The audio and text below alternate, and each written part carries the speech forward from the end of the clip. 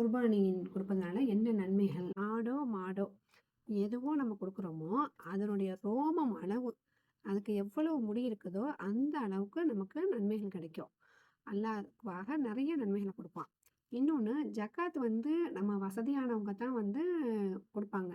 ஆனா, குர்பானி நம்மளுடைய பெருநாள் அன்று செலவுக்கு போக மீதி நம்ம கையில ஒரு ஆடு வாங்கும் அளவுக்கோ, அல்லது மாடுல ஒரு பங்கு வாங்கும் அளவுக்கோ நம்ம கையில பணம் இருந்துச்சுன்னாக்கா, நம்ம இன்ஷா அல்லாஹ் குர்பானி குடுக்கலாம். ஆனா, நம்மட்ட கடன் இல்லாமல் இருக்கணும். கடன் இல்லாம நம்ம கையில அந்த தொகை இருந்துச்சுன்னா, நம்ம இன்ஷா அல்லாஹ் நம்ம குர்பானி குடுக்கலாம். நபி ஸல்லல்லாஹு அலைஹி வஸல்லம் நெறைய குர்பானி குடுத்துருக்காங்க. ஆனா, ஒரு குடும்பத்திற்கு ஒரு குர்பானி போதுமானது. ஆனா, வசதி வாய்ப்பு இருக்கிறவங்க நம்ம குர்பானி குடுக்கலாம்.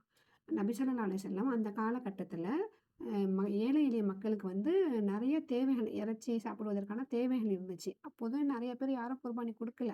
அதனால நபி ஸல்லல்லாஹு அலைஹி வஸல்லம் 100 ஒட்டகங்கள் வரைக்கும் அவங்க குர்பானி குடுத்துருக்காங்க. நம்ம நம்மளால முடிஞ்ச அளவு நம்மளுக்கு வசதி இருந்தா 1 குடுக்கலாம். அதுக்கு மேலேயும் குடுக்கலாம்.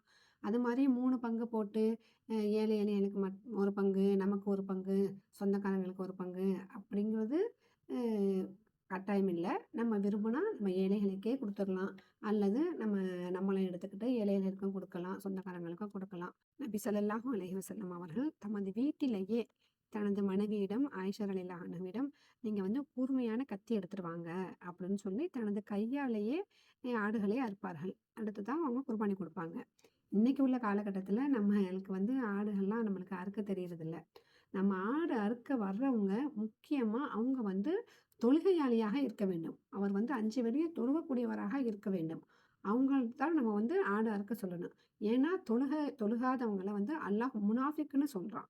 நபி ஸல்லல்லாஹு அலைஹி வஸல்லம் காலகட்டத்தில சஹாபாக்கள் யாருமே ஒரு வக்த் தொழுகைய கூட அவங்க விட்டது கிடையாது. இப்போ உள்ள காலகட்டத்தில தான் நம்ம தொழுகையெல்லாம் அசால்ட்டா விட்டுர்றோம். தொழுகாமயே இருக்கிறாங்க நெறைய பேரு. அந்த மாரிலாம் நெறைய பேர் இருக்கிறாங்க. அப்படிலாம் இல்லாம அந்த ஆடு அறுக்கக்கூடியவர் 5 வேளையும் தொழுகக்கூடியவரா இருக்கிறாரா? அப்படிங்கிறத நீங்க இன்ஷா அல்லாஹ் பார்த்துட்டு அவங்கள கூப்பிட்டு அறுக்க சொல்லுங்க. அல்லாஹ் ஏன் இந்த குர்பானிய கடமையாக்கியிருக்கான் அப்படின்னா, உலகில் உள்ள ஏழை எளியவர்கள் கூட இறைச்சி வாங்க காசு இல்லாதவங்க, அவங்களுக்கு கூட இந்த இறைச்சி கிடைக்கும்.